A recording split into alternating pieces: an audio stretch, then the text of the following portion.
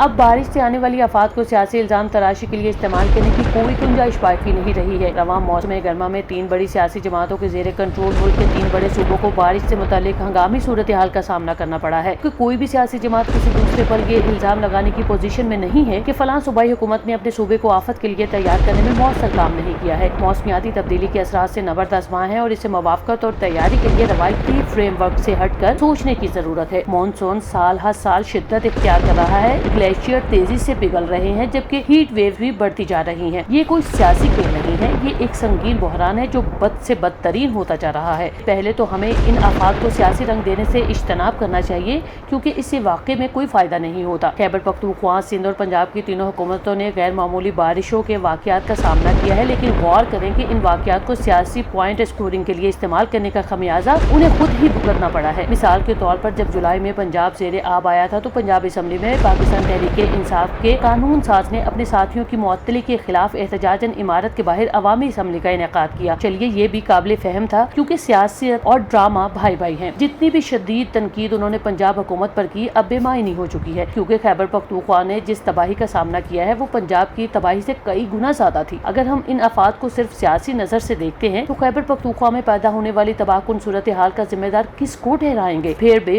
जल्द ही दोनों सूबों के हुकाम क्लाउड बर्स्ट के मायने पर एक दूसरे से झगड़ते नजर आए। दोनों सूबों ने होने वाली तबाही को बादल फटने का नतीजा करार दिया। उन्होंने कहा कि पंजाब में चकवाल जबकि खैबर पख्तूनख्वा में बुनीर के बादल फटने के वाकयात पेश आए। फिर मेट्रो ऑफिस ने दोनों सूबों के हुकाम को बावर करवाया कि क्लाउड बर्स्ट के खास वाक़े का नाम है जो चकवाल और बुनेर दोनों में रूनुमा नहीं हुआ। साथ ही जोर दिया कि दोनों हुकाम इस इत्तला को अपने सूबे की तबाही का जवाब के तौर पर पेश करने से गुरेज करें। बादल फटने के वाक़े की पेशगोई करना तकरीबन नामुमकिन होता है और इसे आफात का जिम्मेदार ठहराने से होता ये है कि हुकूमत को अपनी नाक़िस तैयारी छुपाने का बहाना मिल जाता है। यही वजह है कि सूबाई हुकूमतें अब तवातुर से अपने सूबों में बारिश से पैदा होने वाली तबाहकुन सूरत हाल के लिए बादल फटने के इस तरह इस्तेमाल करती नजर आती हैं। पाकिस्तान में सिर्फ 85 खुदकार मौसमियाती स्टेशन मौजूद हैं जो इसके 7 लाख मुरब्बा किलोमीटर से ज़ायद की जमीन पर काम कर रहे हैं। वर्ल्ड मेट्रोलॉजिकल ऑर्गेनाइजेशन असूलों के मुताबिक हर 100 मुरब्बा किलोमीटर फ्लैट जमीन और 50 मुरब्बा किलोमीटर पहाड़ी जमीन के लिए एक मौसमियाती स्टेशन होना चाहिए। इसका मतलब यह है कि पाकिस्तान में हजारों मौसमियाती स्टेशन की कमी है जिसकी वजह से हम मौसमी खतरात की मुनासिब निगरानी नहीं कर सकते हैं। इस बड़ी कमजोरी के साथ हम हमेशा ही आफात से निपटने के लिए तैयार नहीं होंगे क्योंकि ये तो हालात और मजीद संगीन होते जाएंगे। नतीजतन कुदरती आफात हमेशा सियासी इल्जाम तराशी और पॉइंट स्कोरिंग के लिए इस्तेमाल होती रहेगी और इससे हमें कोई फायदा नहीं मिलने वाला।